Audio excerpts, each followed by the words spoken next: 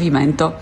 Come lo lavi normalmente? Riempi il secchio di acqua, aggiungi il detersivo, passi più volte lo straccio e lasci asciugare? Beh, se questo è il modo in cui lo lavi, è arrivato il momento di fare un bel reset, riportarlo a un livello ottimale. Perché lavaggio dopo lavaggio abbiamo creato strati di detersivo che a lungo andare forma una patina appiccicosa che attira ancora di più lo sporco. Per fare il reset è semplicissimo, basta lavarlo con acqua calda. Se invece dopo averlo lavato col detersivo fai anche risciacquo con acqua pulita, non avrai bisogno di fare questo passaggio.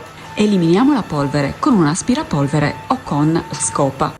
Preparo il mio detergente fai da te, 250 ml di acqua, 80 ml di aceto, 30 ml di alcol, 20 ml di detersivo piatti. Lo mescolo e lo spruzzo direttamente sul pavimento. Inizio pulendo una piccola area, prima da un verso e poi dall'altro.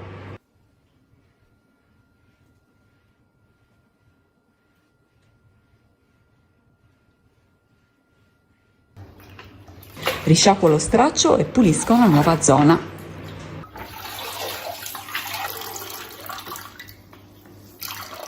Quando ho finito una stanza, la asciugo. E non ridere, ma questo è il modo più semplice ed efficace per asciugarlo. 2 stracci per lavare in terra e semplicemente ci cammino sopra e lo asciugo. Non faccio fatica con le braccia, non mi devo piegare la schiena, è anche divertente. Asciugare il pavimento sembra un passaggio in più, ma è fondamentale, perché se ci pensi, lasciando l'acqua ad asciugare, lascia dei residui di calcare, che lavaggio dopo lavaggio si accumulano. Ed è proprio quello che tende ad opacizzare il pavimento. Quindi, se vuoi dei pavimenti sempre lucidi, asciugalo. E infine, per avere un pavimento veramente impeccabile, ripassiamo l'aspirapolvere, perché anche lo straccio può lasciare dei residui. E invece questo è il modo migliore per lavare un pavimento in legno. Usiamo un mop e la stessa tecnica del detergente spray, che andrò a spruzzare in una piccola area dove passerò il mop. Umido, ben strizzato, leggermente inumidito perché andrò a strizzarlo benissimo.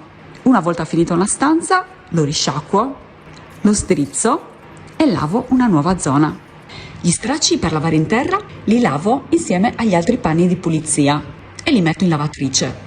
Inserisco gli stracci per lavare per terra nella lavatrice e programmo il lavaggio. Di solito utilizzo quello per gli asciugamani che è di 40 gradi. Faccio partire prima però il prelavaggio e metto un timer di 12 minuti circa. Dopodiché metto in pausa e inserisco tutti gli altri stracci di pulizia e partirà il normale lavaggio.